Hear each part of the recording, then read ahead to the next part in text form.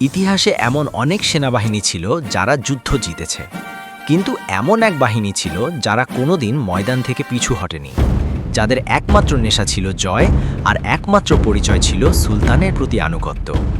তারা হলো janissary, Ottoman সাম্রাজ্যের সেই বিশেষ বাহিনী যাদের তলোয়ারের সামনে কোনো দুর্গই টিকতে পারেনি। আজ আমরা জানব সেই রক্তপিপাসু যোদ্ধাদের গোপন কাহিনী। আপনারা দেখছেন জানা অজানা ইউটিউব চ্যানেল। ছোট ছেলেদের তলোয়ার চালানো শেখানো হচ্ছে, বরফের ওপর দিয়ে তারা খালি পায়ে দৌড়াচ্ছে, খুব হার্ড ট্রেনিংয়ের শব্দ। জানিসারিরা কোনো সাধারণ সৈন্য ছিল না, তাদের ছোটবেলা থেকে পরিবার থেকে আলাদা করে আনা হতো এবং ইসলামের কঠোর শিক্ষায় বড় করা হতো। তাদের বিয়ে করার অনুমতি ছিল না, তাদের কোনো পিছুটান ছিল না, তাদের ঘর ছিল সুলতানের দুর্গ আর পরিবার ছিল তাদের সেনাবাহিনী। ভাবুন তো, একদল সৈন্য যাদের হারানোর কিছু নেই, তাদের থামানো কি সম্ভব?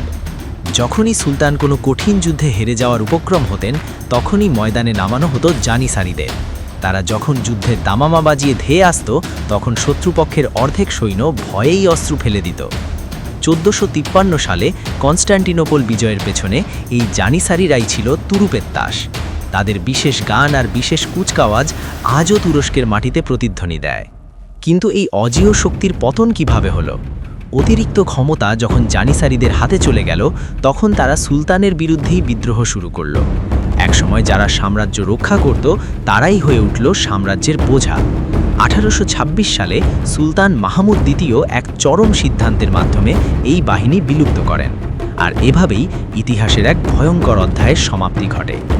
জানিসারিরা কি বীর ছিল নাকি কেবল যুদ্ধের যন্ত্র? অটোমানদের এই বিশেষ বাহিনী সম্পর্কে আপনার মতামত কি? কমেন্টে জানান। ইতিহাসের এমন সব অজানা রোমাঞ্চ দেখতে আমাদের সাথেই থাকুন। এতক্ষণ আমাদের সাথে থাকার জন্য আপনাদের ধন্যবাদ।